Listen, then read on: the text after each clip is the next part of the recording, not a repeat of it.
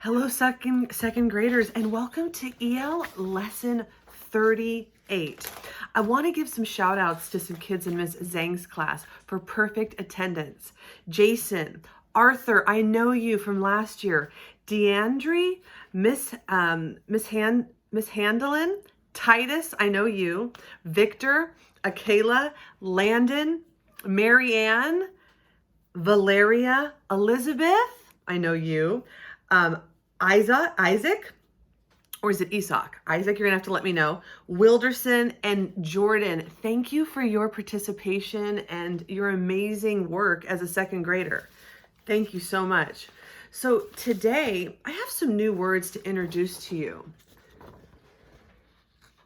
Bones. Say it with me. Bones. Ancient. Say it again. Ancient. Hardened, pressure, layers, and buried. Again, bones, ancient, hardened, pressure, layers, and buried. Why do you think these words could potentially connect to one another? I would like you to discuss that with Ms. Zhang. How these words, bones, ancient, hardened, pressure, layers, and buried, connect. And here's another challenge. Could you use all of these words in a sentence? I'm going to try to use as many as I can right now. The ancient bones had hardened under the pressure. Let me do it again. Ancient bones hardened. Ancient bones were buried under the pressure, and the layers hardened them. Oh gosh, this is really hard. So you try and see if you can do better than me. Maybe we'll have to come up with 2 sentences, okay? All right, I'm trying. That's a lot of words, but tell me how they're connected as well. Tell Ms. Zhang. So here I have an article from our last lesson entitled Other Types of Fossils. And I had asked you a question about preserved, what it meant. And the answer is right here. Preserved means their bodies were saved. So the answer was saved. Sometimes even the hair and skin, they were saved because they were covered with something. Now here's some other types of fossils. We had sticky sap, we had chili ice, and tricky tar. 3 other ways that animals and plants could become fossilized. All right. So preserved means that they were saved. That was the answer to our last assignment. All right. Our learning target today.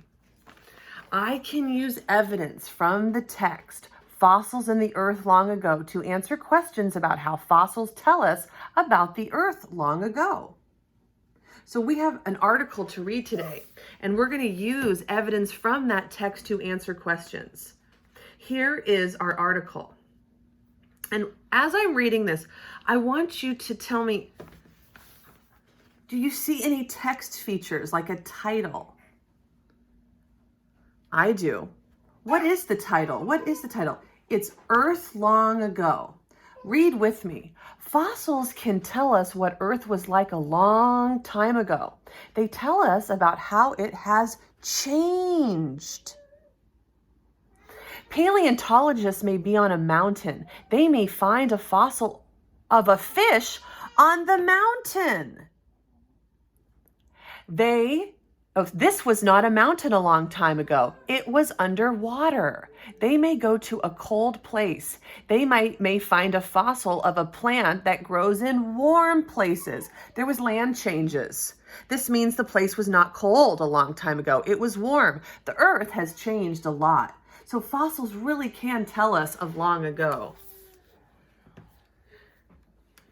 And as you can see, the title said Earth Long Ago. All right, sitting up nice and tall, second graders, Miss Fine's class and Miss Zhang's. All right, this is the last paragraph we're going to read today. It's called Fossils in the Earth Long Ago, Rock Layers. Look at the rock in the picture. I'm going to show you a picture of a rock. This rock is called a sedimentary rock. These rocks are made from layers of mud and sand. The layers got pressed together. Slowly, they became rock. It takes a long time to make a sedimentary rock. Paleontologists look at fossils inside the layers of these rocks. This helps them learn about plants and animals from long ago. Fossils in the bottom layers are the oldest. Fossils in the top layers are not as old. Paleontologists found more plant fossils in the bottom layers. They found more animal fossils in the top layers. This means that plants were on Earth before animals. Wow! They also learned that the oldest plants did not have roots. They floated in water. I just learned 2 new things right here. 2 new things. That plants were on Earth before animals, and that the oldest plants did not have roots, that they floated in water.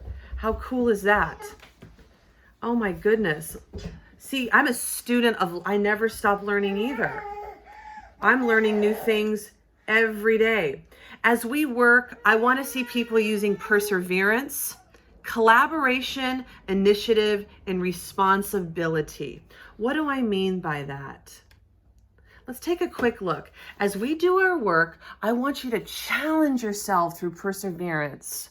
Collaborate by working well with others, showing initiative, doing what it needs to do to get it done, and taking responsibility of your actions, your work, your space.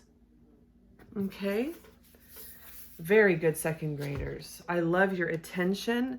You know, you can always pause this video if you want to look at charts more closely. Now, we're going to take a picture of a sedimentary rock.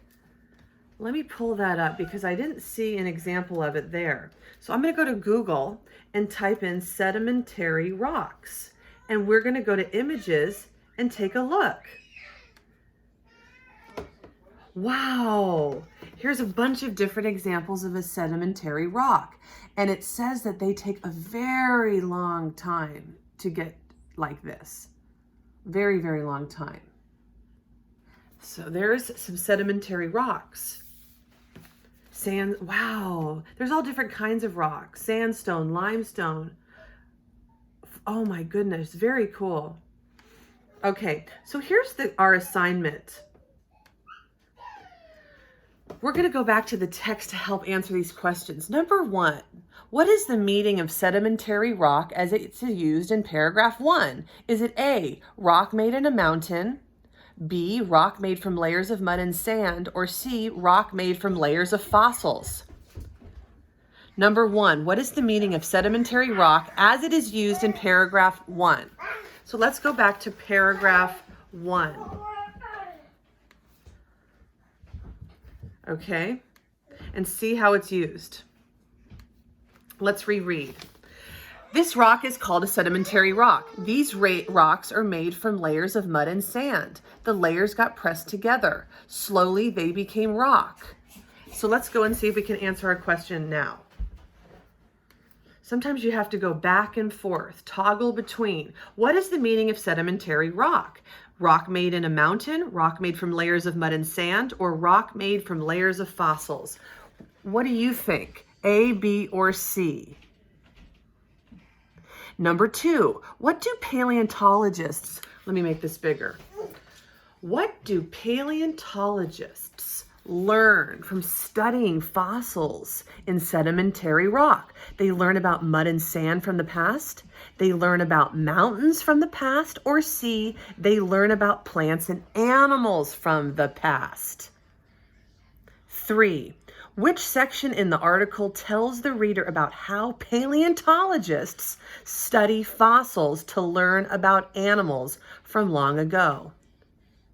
Is it A, rock layers, B, learning from fossils, or C, Earth long ago? Again, which section in the article tells the reader about how paleontologists study fossils to learn about animals from long ago? Is it rock layers, learning from fossils, or Earth long ago? Let's go back and look one more time. Right? Charlie says yes.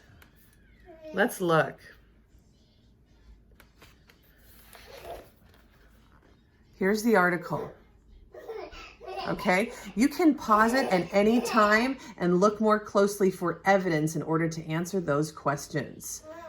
Thank you for your attention, second graders, and I will see you soon.